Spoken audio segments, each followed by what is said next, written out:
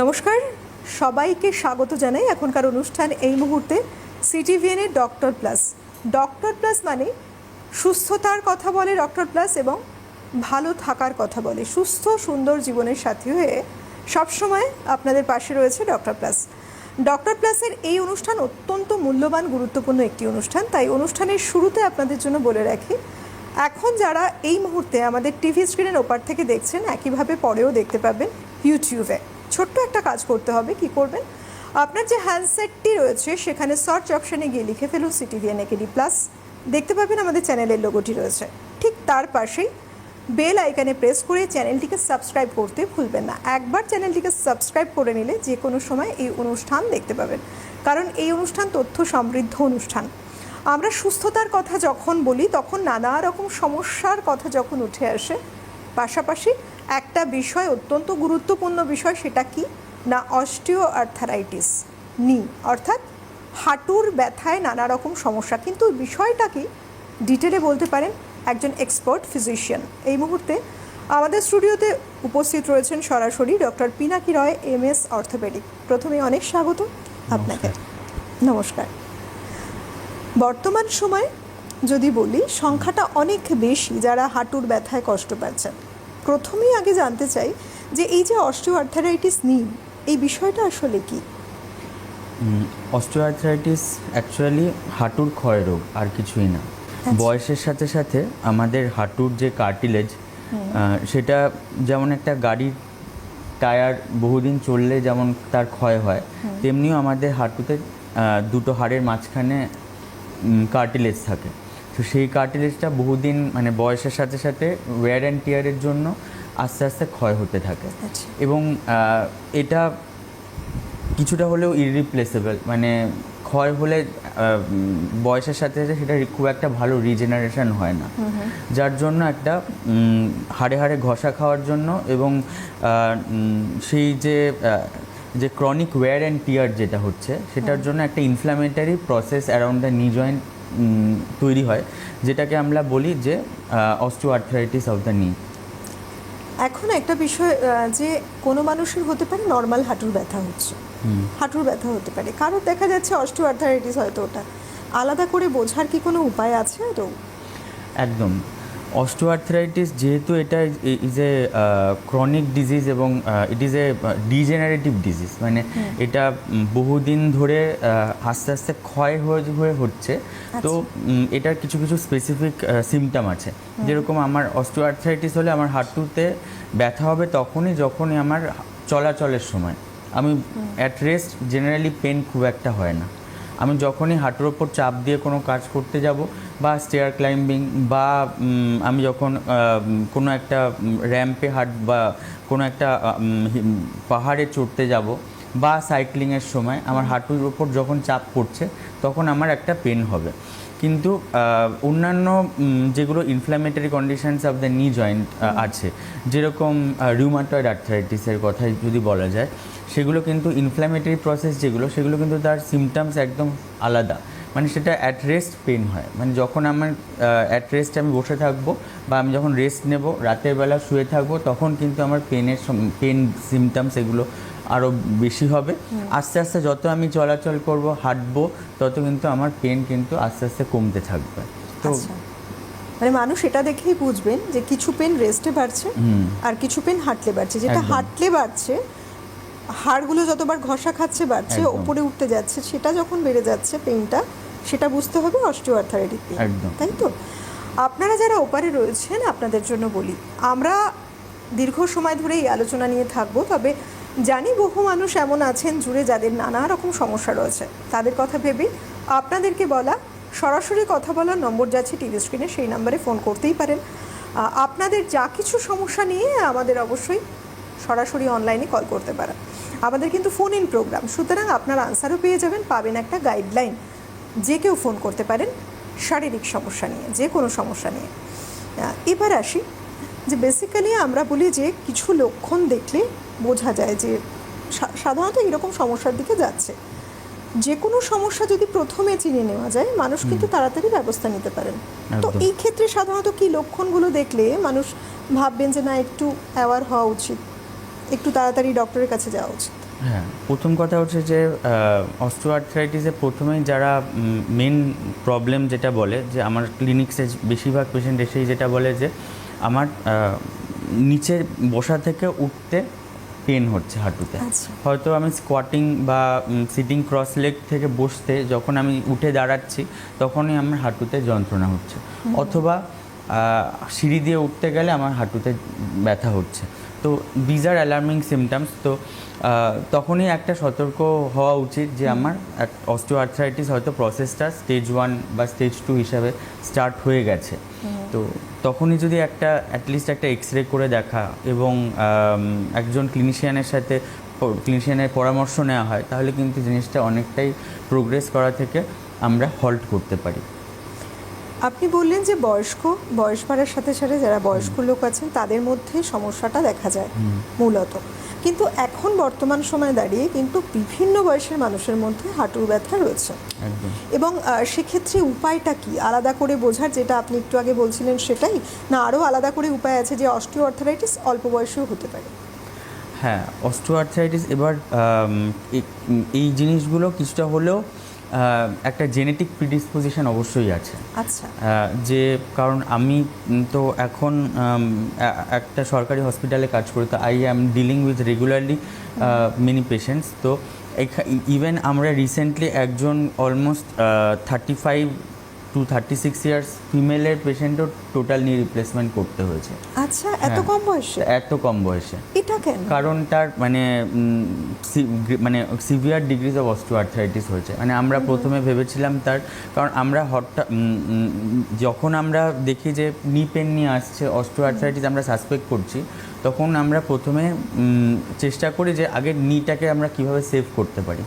So প্রথমেই আগে total নি রিপ্লেসমেন্টের দিকে না ভেগে আমরা চেষ্টা করি যে যদি নিটাকে সেভ করা যায়, তার জন্য আরও কিছু অপশানস আছে, যেরকম হাই টিবিয়াল অস্টিওটমি বলে একটা অপারেশন করা যায়, যেটা দিয়ে আমরা পায়ের হাঁটুটা বেঁকে যায় যে সেটা আমরা সোজা করতে পারি। এবং সেটা দিয়ে কিছুদিন, ধরুন কয়েক বছর, আবার পেশেন্টের পেন ফ্রি হয়ে গেল এবং পেশেন্টের হয়তো মুভমেন্ট করতে আবার কিছুটা কয়েকদিন আবার নর্মাল লাইফ স্প্যানে সে ফিরে যেতে পারে। কিন্তু এই পেশেন্টের ক্ষেত্রে, এই যে পেশেন্টের কথা আমি বলছিলাম, তার এমআরআই করে দেখা গেল যে তার একদম কার্টিলেজ বলতে কিছু নেই, সমস্তটাই ক্ষয়ে গেছে। তো তাকে আমরা হাই টিবিয়াল অস্টিওটমির অপশানটাও দিতে পারলাম না এবং তাকে টোটালি রিপ্লেসমেন্টই করতে হলো। আচ্ছা। তো কিছুটা হলেও আমি বলবো যে জেনেটিক প্রিডিসপোজিশন তো অবশ্যই আছে, যে কিছু লোকের এটা আগে হয়, কিছু লোকের ইট অকার্স অ্যাট এ মানে লেটার স্টেজ অফ লাইফ। আবারও আপনাদের জন্য বলা, আমাদের এই অনুষ্ঠান যারা সরাসরি দেখছেন লাইভ, একেবারে ফোন ইন প্রোগ্রাম, অবশ্যই ফোন করতেই পারেন আপনাদের নানা রকম সমস্যা নিয়ে। হাঁটুর ব্যথার সমস্যা এখন নেই এরকম বোধহয় বাড়ি খুব কম পাওয়া যাবে। বাড়িতে কারোর না কারোর হাঁটুর ব্যথার সমস্যা রয়েছে, তাছাড়াও নানা রকম সমস্যা তো রয়েছে। তো আজকে সুযোগ রয়েছে ডক্টরের সাথে সরাসরি কথা বলার জন্য, অবশ্যই ফোন করতে থাকুন আপনারা। একজন রয়েছেন কলার বন্ধু, কে রয়েছেন? হ্যালো, নমস্কার, কে বলছেন? নমস্কার। বলুন, আপনি কোথা থেকে কে বলছেন? আমি হারুরাইমতি রানীগঞ্জ থেকে। কি সমস্যা? সমস্যা হাঁটু ব্যথা, পায়ে ব্যথা। বয়স কত আপনার? হ্যাঁ, 72। 72। আচ্ছা, আপনার হাঁটুর ব্যথা কতদিন ধরে আছে? এটা 6 মাস ধরে আছে। আচ্ছা, হাঁটুর ব্যথাটা কি চলাচল করলে বাড়ে নাকি যখন আপনি বেশি চলা হচ্ছে বলে বাড়ে, দাঁড়িয়ে থাকলে, বেশিক্ষণ দাঁড়িয়ে থাকলে বাড়ে? একদম।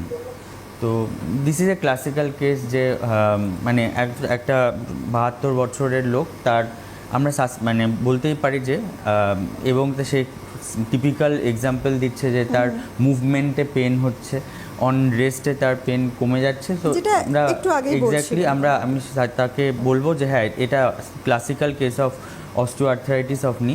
তো আমি তাকে সাজেস্ট করব যে ইমিডিয়েটলি অ্যাটলিস্ট একটা হাঁটুর এক্সরে করা এবং একজন অর্থোপেডিশিয়ানকে দেখানো এবং যদি হাঁটুর এক্সরেটা দেখে বোঝা যাবে যে কতটা আমাদের কার্টিলেজ বা হাঁটুর ক্ষয় কতটা। যদি কম ক্ষয় হয়ে থাকে তাহলে আমরা ওষুধের দ্বারা এবং আরও কিছু মেজার্স আছে, ইনজেকশন আছে, ফিজিওথেরাপি আছে, যার দ্বারা আমরা হাঁটুর কিন্তু ব্যথা অনেকটাই কমিয়ে দিতে পারি। যদি দেখা যায় যে হাঁটুর অবস্থা খুবই খারাপ তাহলে কিন্তু টোটাল নি রিপ্লেসমেন্ট মানে হাঁটু পাল্টানোর অপারেশন করতে হবে। আচ্ছা, না আমার মিসেসের অপারেশন করিয়েছিলাম 2 বছর আগে হেলথ ওয়ার্ডে, আমি এখন তো এই কি বলে দুর্গাপুর হেলথ ওয়ার্ডে। আচ্ছা, আমার মিসেসের অপারেশন করেছিলাম একটা পা। হুম, এখনো সেরকম 2 বছর হয়ে গেল, আচ্ছা। এখনো সেরকম এখন হাঁটা চলা করতে খুব কষ্ট হয়, ব্যথা হয়, বেশি হাঁটা চলা করতে পারে না। যতদূর আচ্ছা। আমি জানি সেটা ডক্টর বোধহয় একই মত হবেন যে হ্যাঁ।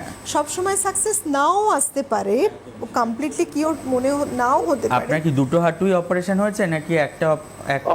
একটা পা অপারেশন হয়েছে, একটা পা অপারেশন হয়েছে হুম ওনার ভাই দুর্গাপুর হেলথ ওয়ার্ডে। হুম দেবাশিস বিশ্বাস করেছে অপারেশন। আচ্ছা আচ্ছা। এখন নাম বলার প্রয়োজন নেই। এখন ব্যাপারটা সমস্যা হচ্ছে যে দেখতে হবে যে কি অবস্থা আছে, এক্সরে দেখতে হবে কি সমস্যা হচ্ছে। অনেকগুলো সমস্যা হতে পারে, অপারেশনের পরেও কিন্তু ব্যথা হতে পারে। তো সেটা একটু আপনার পেশেন্টকে ডিটেলসে না দেখলে বলাটা মুশকিল। বেশ, আপনি সঙ্গে থাকুন, বলে দিই।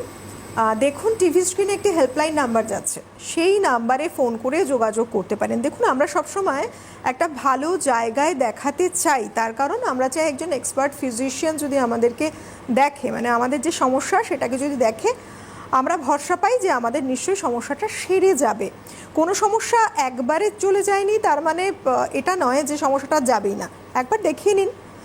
তো অবশ্যই হেল্পলাইন নাম্বারে ফোন করুন। আর ডক্টর প্লাস এমন একটি নাম, এখানে সব এক্সপার্ট ফিজিশিয়ানরাই থাকেন, এবং ডক্টর পিনাকি রয় যিনি এই মুহূর্তে আমাদের সঙ্গে রয়েছেন তিনি কিন্তু সেখানে চেম্বার করেন, তার জন্য অবশ্যই হেল্পলাইন নাম্বারে ফোন করুন। ঠিক আছে, ভালো থাকবেন আপনারা, এটাই আমাদের কাম্য। কে রয়েছেন? হ্যালো। তারপরে হচ্ছে হঠাৎ করে একদিন কোথা থেকে কে বলছেন? মাথা ঘুরানি, হাত পা অবশ, অক্সিজেন সিলান দিতে হলো। আপনি কোথা থেকে কে বলছেন? শুনতে পাচ্ছেন? আপনি কে বলছেন, কোথা থেকে? আমি সবং থেকে, পিংলা থানা। এবার বলুন কি সমস্যা হচ্ছে। পিংলা থানা। বলুন, আমরা শুনছি। আপনাদের কথা বুঝতে পারছি, আমার কথা শুনতে টিভিতে পাচ্ছেন? নয়, ফোনে শুনুন। টিভির ভলিউমটা মিউট করে ফোনে শুনুন। বলুন টিভির কাছে নেই, আমি বাইরে চলে এসেছি। বলুন। টিভির কাছে নেই, টিভির সাউন্ড বন্ধ করে দিচ্ছি। আপনার কি সমস্যা হচ্ছে? আমার মেয়ের সমস্যা হচ্ছে, তার হচ্ছে জাহানাত পা, মাথা ঘুরানো, গোটা গা হাত সর্বশরীর ব্যথা, আবার কাশি 1 বছর ধরে, ওষুধ খেলে কমে গেল, আবার এই ফুসফুসা গাছ, তারপরে মাথা যন্ত্রণা, মাথা ঘুরায়, মাথা ভার হয়ে থাকে, আবার কোলেস্ট্রল বাড়া আছে, সুগার আছে, থাইরয়েড আছে। শুনতে পাচ্ছেন? হ্যাঁ হ্যাঁ, শুনতে পাচ্ছি। অনেকগুলো সমস্যা তো এসে গেছে একসাথে। তাই এই যে সুগারের থাইরয়েডের পরীক্ষা করছি। আবার ওই কাশিটা কিসের জন্য?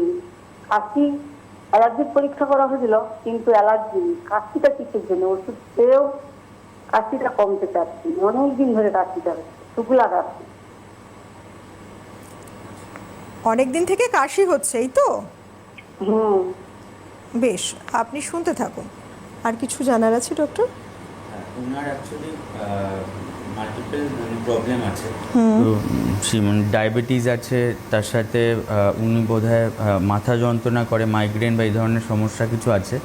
তার সাথে সাথে ওনার বোধহয় মাল্টিপল জয়েন্ট পেন বা এরকম কিছু আছে। তো যদি কোলেস্টেরল সুগার আছে, তো এমনি যদি আমাদের কোলেস্টেরল বা থাইরয়েডের সমস্যা থাকে তখন কিন্তু আমাদের বিভিন্ন জায়গায় সফট টিস্যু পেন হতেই থাকে। তো একজন মেডিসিনের ডাক্তারকে দেখিয়ে তার পরামর্শ নেওয়াটা দরকার। এছাড়া আমার মাথায় যেটা আসছে যে হতে পারে যে তার একটা, যেহেতু মাল্টিপল জয়েন্ট পেন টাইপের উনি বলছিল, তো একটা আর্থ্রাইটিস মানে রিউমাটয়েড আর্থ্রাইটিস এই ধরনের বাত জাতীয় কিছু থাকতে পারে। তো সেটার জন্য কিছু ব্লাড মার্কার্স আছে, সেগুলো যদি কোনো ডাক্তারকে দেখায় তাহলে উনি প্রেসক্রাইব করবেন যে সেগুলো করে দেখা এবং ইনফ্ল্যামেটরি মার্কার্সগুলো চেক করা, যে কিসের জন্য ওনার বডিতে বিভিন্ন জায়গায় পেন কেন হচ্ছে সেটা পরামর্শ নেওয়া। বেশ, আমরা এবার আমাদের আলোচনায় ফিরি ডক্টর। ন্যাচারালি যে অস্টিওআর্থ্রাইটিস আজকের সময় দাঁড়িয়ে যে হাঁটুতে ব্যথা, বিশেষ করে হাঁটু নিয়ে যখন আমরা আলোচনা করছি, এই সমস্যা ভীষণ কমন একটি সমস্যা। একদম। যদি এরকম সমস্যা কতদিন সাধারণত ফেস করলে মানুষকে একটু অ্যাওয়ার হওয়া উচিত? এরকম কোনো প্যারামিটার আছে কি যে 1 মাস 2 মাস যদি কন্টিনিউ হাঁটুতে ব্যথা থাকে তাহলে একবার চেক করে নেওয়া দরকার? হ্যাঁ, এখন যারা এখন বেশিরভাগ লোকই জিমে যায়, তো জিমে যারাই যায় তাদের একটা প্রোপেন্সিটি থাকে যে হেভি ওয়েটস ক্যারি করা। তো হেভি ওয়েটস ক্যারি করলে এমনিতেই আমাদের জয়েন্টের ওপরে অনেকটাই প্রেশার পড়ে। তো এই সামান্য জয়েন্টের আশেপাশে যদি কনজেশন হয় বা মানে কিছুক্ষণের জন্য পেন হলো, সেটা আমার মুভমেন্টের সাথে সাথে আস্তে আস্তে কমে যাচ্ছে, সেটার জন্য খুব একটা অ্যালার্মিং সিমটমস বা খুব একটা ভাবনার কিছু নেই। কিন্তু যদি দেখা যায় যে পেনটা আমার মানে দীর্ঘদিন ধরে হচ্ছে, ধরুন মানে এ প্রত্যেকবারই হয়তো আমাকে মাটি থেকে উঠতে গেলে বা স্কোয়াটিং অবস্থা থেকে দাঁড়ানো অবস্থায় উঠতে গেলে আমার পেন হচ্ছে, বা আমার সিঁড়ি দিয়ে উঠতে গেলে আমার পেন হচ্ছে, তাহলে আমার মনে হয় যে এটা গাফিলতি না করে একজন অর্থোপেডিশিয়ানকে দেখানো দরকার। কারণ অনেকেরই হয় যে ভেনাস কনজেশন যেটা আমরা বলি, যে একটা জয়েন্ট যখনই আমরা অনেকক্ষণ ধরে না। হ্যাঁ হ্যাঁ, একদম একদম। হ্যালো, কে বলছেন? নমস্কার, শুনতে পাচ্ছেন? আমি কথা বলতে চাই। কোথা থেকে কে বলছেন আপনি? হ্যাঁ, আমি আড়াতলা থেকে বলছি, রীনা দত্ত। বলুন। হ্যাঁ, বলছি আমার তো এরকম, আমি বিডিএর টেস্টটা করছি। হ্যাঁ, বলুন, আমার ওটা অস্টিওপোরোসিস ধরা পড়েছে, ঠিক আছে? এবার ডক্টরকে দেখিয়েছি, উনি আমাকে একটা ইনজেকশন লিখেছেন। আচ্ছা। হ্যাঁ, এবার সেটা এখনো আমি নেইনি, ঠিক আছে? তা ওটা একটু ডাক্তারবাবুর সঙ্গে কথা বলতে চাই যে যাতে ওটা কি নেবো না কি, বুঝতে পারছি না আমি।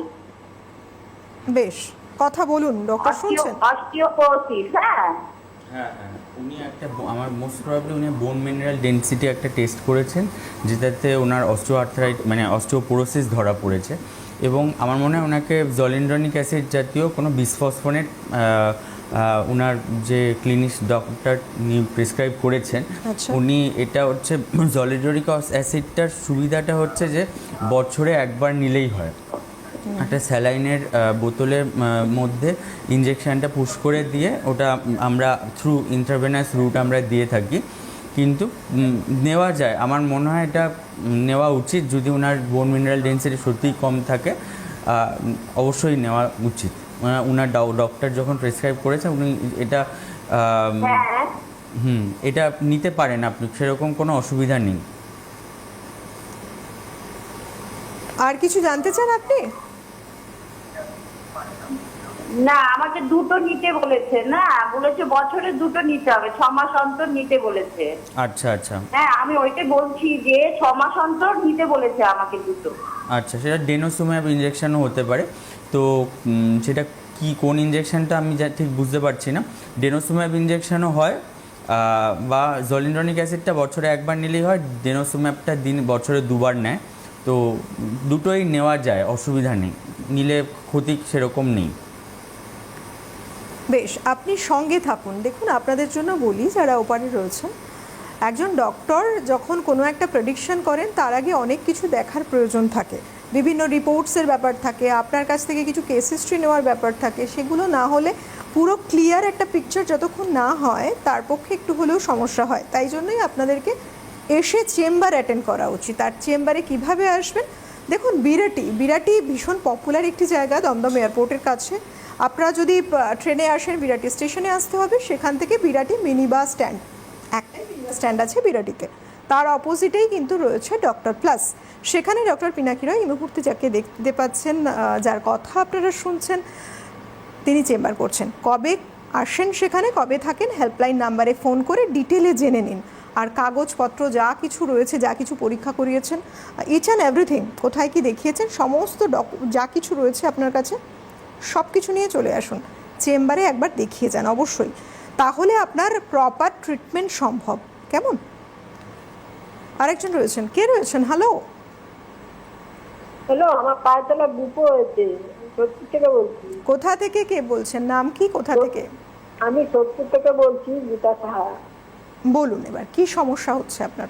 বলছি আমার পায়ের আঙুলের মধ্যে বুকো হয়েছে, অনেক দিন থেকে হয়েছে, অনেক কিছু করেছি, কমছেই না। কোনো ট্রিটমেন্ট করিয়েছেন, ডক্টর দেখিয়েছেন, হ্যাঁ মেডিসিন হ্যাঁ খেয়েছেন? করিয়েছি, অনেক কিছু করেছি, কিছুতেই কমছে না। ট্রফিক আলসার বা গুফো জাতীয় ওই ধরনের, যেটা আমাদের সোলের নিচে হয়, তো প্রথম কথা আপনাকে নরম জুতো ব্যবহার করতে হবে। নরম জুতো ব্যবহার করতে হবে, উষ্ণ গরম জলে বারবার করে পা ডুবাতে হবে, এবং আরও কিছু ওষুধও দেওয়া যায় যদি খুব পেনফুল হয়ে যায় জিনিসটা। তো ওষুধ খেয়েও যদি না কমে, তখন হতে পারে কিছু ইঞ্জেকশানও পুশ করা যায়, যাতে আপনার তখনকার মতো যে ব্যথা ফোলাটা কিছুটা হলেও কমে যায়। তো এটা একটা মানে ক্রনিক কন্ডিশান, এটা পুরোপুরি যে একদম নির্মূল হয়ে যাবে, একদম আগের মতো হয়ে যাবে, সেটা বলা মুশকিল, কিন্তু জিনিসটার সিমটমটা কিন্তু অনেকটাই কমিয়ে দেওয়া যায়। এবং লাইফস্টাইল মডিফিকেশান, যেরকম নরম জুতো পরা, একটা সিলিকন সোল বলে একটা শুকতুলি পাওয়া যায়, সেটাও ইউজ করলে কিন্তু আপনার ব্যথা এবং ওটা ডিজিজটা প্রোগ্রেস কম করবে। বেশ, আরও যদি কিছু কোয়ারিজ থাকে আপনার বা এসে দেখাতে চান, আবারও বলবো হেল্পলাইন নাম্বারে যোগাযোগ করে নিন। ডক্টর প্লাসের হেল্পলাইন নাম্বার টিভি স্ক্রিনে যাচ্ছে। ডক্টর, বর্তমানে বহু মানুষ একটু অ্যাওয়ার যারা, তারা প্রথমেই ভাবেন যে হাড়টাকে ভালো রাখতে হলে ক্যালসিয়াম, ভিটামিন ডি এটা আমাদের নিতে হবে, ভীষণ কমন একটা সিনারিও দেখা যায়। তো আমি বলবো যে এই যে ক্যালসিয়াম এবং ভিটামিন ডি এর কতখানি ভূমিকা আছে আর্থারাইটিসের ক্ষেত্রে? ক্যালসিয়াম আদৌ কি আছে না একটা কিছুটা মিথ? হ্যাঁ, ক্যালসিয়ামের কিছুটা ভূমিকা আছে, যে ক্যালসিয়াম আমাদের একটা রিকমেন্ডেড ডেলি অ্যালাওয়েন্স থাকে ক্যালসিয়ামের। অনেকেই আমরা ফিমেলদের তো সেটা 1200 অলমোস্ট, তো সেটা মেলদের কম, যে কিন্তু আমাদের অনেক ক্ষেত্রেই দেখা যায় যে আমাদের ফুডের রিকোয়ারমেন্টে মানে থ্রু আওয়ার ফুড মানে আমরা সেই রিকমেন্ডেড ডেলি অ্যালাওয়েন্স অফ ক্যালসিয়ামটা নিয়ে থাকতে পারি না। কিন্তু যে ক্যালসিয়াম খেলেই যে আমি যদি প্রচুর পরিমাণে ক্যালসিয়াম খাই তাহলেই যে আমার অস্টিওআর্থ্রাইটিস হবে না, এরকম কিন্তু না। হ্যাঁ, কারণ অস্টিওআর্থ্রাইটিসে হাড়ের থেকেও আমার মোর অফ কার্টিলেজের ক্ষয়টা বেশি। কার্টিলেজের ক্ষয় ডিপেন্ড করছে যে আমি ছোটোবেলা থেকে আমার লাইফস্টাইল কেমন ছিল। যে ধরুন প্রচুর ট্রেকিং করেছে, যার মানে প্রচুর হাঁটুর ওপর চাপ দিয়ে কাজ করতে হয়েছে, তার অবশ্যই হাঁটু ক্ষয় বেশি হবে। আর যে একটু সেডেন্টারি লাইফ লিড করেছে, তার হাঁটুর ক্ষয় অনেক কম হবে, কারণ তার even it also depends on body weight, মানে যেহেতু আমাদের পুরো বডি ওয়েটটাই আমাদের হাঁটুর ওপর পড়ছে। তো ক্যালসিয়াম আর ভিটামিন ডির অবশ্যই একটা রোল আছে, যেহেতু আমাদের মানে বোনসগুলো স্ট্রং করে, এবং ভিটামিন ডি তো কার্টিলেজ রিগ্রোথের কিছুটা হেল্প করে, কিন্তু যে বিশাল যে একটা মানে রোল আছে তা না। আচ্ছা, এর ডায়াগনোসিস কি আছে এবং ট্রিটমেন্টই বা কী আছে? এখন তো অত্যাধুনিক চিকিৎসা ব্যবস্থা নানা আছে, কিন্তু মানুষের মধ্যে বেশ কিছু ভয়ও কাজ করে। কোন স্টেজ থেকেই বা রিকভারি পসিবল? রিকভারি অ্যাকচুয়ালি যে বিশাল একটা পসিবল তা কিন্তু নয়, কারণ কার্টিলেজ একবার ক্ষয় হয়ে গেলে সেটা রিকভার খুব একটা হয় না। এটা ওই গাড়ির আমি বারবার ওই গাড়ির টায়ারের সঙ্গে একটা কম্প্যারিজন বলি, যে গাড়ির টায়ার যদি একবার ঘষে যায় তখন কি আমরা গাড়ির টায়ারটা চেঞ্জ না করলে তো আর গাড়ির টায়ারটা আগের মতো হবে না। একদম। তো সেটাই তো অনেকটাই সেরকমই।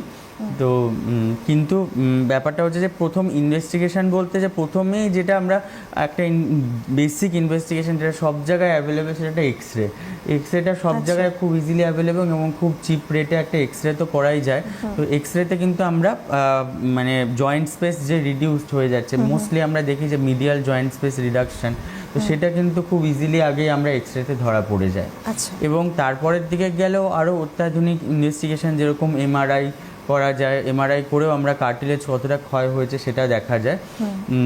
তো সেটা তো অনেক পরে এবং ব্যয় সাপেক্ষ, কিন্তু একটা এক্সরে করলেই কিন্তু আমার একটা বেসিক আইডিয়া যে আমার কোন দিকটা আমার হাঁটু কোন দিকের মানে নি জয়েন্টের কোন কম্পার্টমেন্টে, কোন মিডিয়াল না ল্যাটারাল কোন কম্পার্টমেন্টে আমার কার্টিলেজ ক্ষয় হচ্ছে এবং কতটা ক্ষয় হয়েছে সেটা কিন্তু আমরা একটা এক্সরে থেকেই আমরা অনেকটাই ধারণা করে নিতে পারি। আচ্ছা, এরপরেই যেটা আসে যেটা ট্রিটমেন্ট, এখানে কতখানি ট্রিটমেন্টে মানুষের ভালো হয়ে যাওয়ার সম্ভাবনা আছে, আদৌ কি আছে না? একটা কথা আপনি অবশ্য বললেন যে টায়ার যেরকম ঘষে গেলে আর সেটা রিকভারি পসিবল না, কিন্তু মানুষ কি ব্যথা যন্ত্রণা নিয়ে এভাবেই থাকবেন না আদতে ব্যথা থেকে রিলিফ পেতে পারেন? ম্যানেজমেন্ট কিভাবে সম্ভব? এইবার এটার যখন আমি প্রথম কথা হচ্ছে যে আমি ওরাল মেডিকেশনস দিয়ে প্রথমে আগে দেখব, যেমন মানে আমাদের কিছু আর্মামেন্টেরিয়াম আছে, মানে কিছু মেডিসিন আছে যেটা দিলে আমাদের হাঁটুর ব্যথা অনেকটাই কম থাকে এবং গ্লুকোজ হাঁটু অনেকটাই ভালো ব্যথাগুলো অনেকটাই কমে যায়।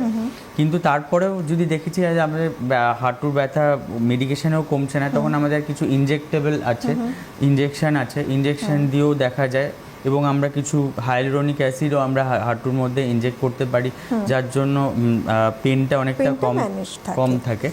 একটা ফোন আছে ডক্টর। একদম। কে রয়েছেন? হ্যালো, ওইজার থেকে বলছি। কোথা থেকে বলছেন? সোয়াগঞ্জে। বলুন। হ্যাঁ বলছি, আমার না থাইরয়েড হয়েছে, মানে আজ 20-22 দিন হয়ে গেল, মানে সমানে ওজন কমে যাচ্ছে, একদম রোগা কাঠ হয়ে মাংসগুলো ঝুলছে, চামড়া, ওষুধ তো রোজ একটা করে খাচ্ছি, তো কি কন্টিনিউ খেয়ে যেতে হবে? আর চেহারার কিছু পরিবর্তন হবে না? আচ্ছা, আপনি জানতে চাইছেন কন্টিনিউ খেতে হবে কিনা ওষুধটা, তাই তো? হ্যাঁ, থাইরয়েডের এটা আপনার যেরকম আমার শুনে লাগছে যে থাইরয়েডের হাইপার থাইরয়েডিজম মতো হয়েছে, যে আমাদের অতিরিক্ত যদি থাইরক্সিন আমাদের বডিতে মাত্রায় বেড়ে যায় তখন আমরা আস্তে আস্তে রোগা হতে লাগি। তো সেটা একটা হতে পারে। এবং থাইরয়েডের ওষুধ কিন্তু যদি এটা দেখতে হবে যে কত থাইরয়েডের কিন্তু বিভিন্ন রকম থাইরয়েড হয়, হাইপোথাইরয়েডিজম হয়, হাইপার থাইরয়েডিজম হয় এবং তাদের ট্রিটমেন্টও বিভিন্ন রকম আলাদা হয়। তো হাইপোথাইরয়েডিজম যেখানে আমাদের থাইরক্সিন সিক্রেশন কম হয়, সেটা আমাদের লাইফ লংই ধরে রাখতে হবে যে থাইরয়েড সাপ্লিমেন্টেশনে থাকতে হয়। কিন্তু আপনারটা যেরকম হাইপোথাইরয়েড মানে হাইপার থাইরয়েডিজম মানে এক্সেস সিক্রেশন হচ্ছে, সেটা আপনার ডাক্তারের পরামর্শ নিয়ে আপনাকে ওষুধ খেয়ে যেতে হবে যে অ্যাকচুয়ালি আপনাকে কতদিন খেতে হবে, বা আপনার থাইরয়েডের আরও অনেক কিছু ট্রিটমেন্ট হয় যেটা দিয়ে আপনার থাইরয়েডটাকে আরও ছোট করে দেওয়া যায়। একদম, মানে এটাই বোধহয় সব থেকে মানে উপযুক্ত এক ব্যবস্থা কি না। আপনার যদি সম্ভব হয় হেল্পলাইন নাম্বারে এসে অবশ্যই যোগাযোগ করুন, আপনার সমস্ত কিছু যা কিছু ডেটাগুলো রয়েছে সব নিয়ে এসে, কেমন, তাহলে একটা প্রপার গাইডলাইন পাওয়া সম্ভব। এইভাবে ফোনের প্রান্ত থেকে পুরোটা বলা একটু শক্ত ব্যাপার, সম্ভবই নয়, তাহলে প্রপার ওয়েতে ট্রিটমেন্টটা সম্ভব হবে না। আজকের মতো সময়টা হাতে একেবারেই নেই, আমরা নিশ্চয়ই এরকম কোনো আবার একটা এপিসোড নিয়ে ফিরবো। আজকের মতো শেষ করতে হচ্ছে। প্রত্যেকে সুস্থ থাকুন, ভালো থাকুন। অনেক ধন্যবাদ ডক্টর আপনাকে, ধন্যবাদ আপনাদের সবাইকে, নমস্কার।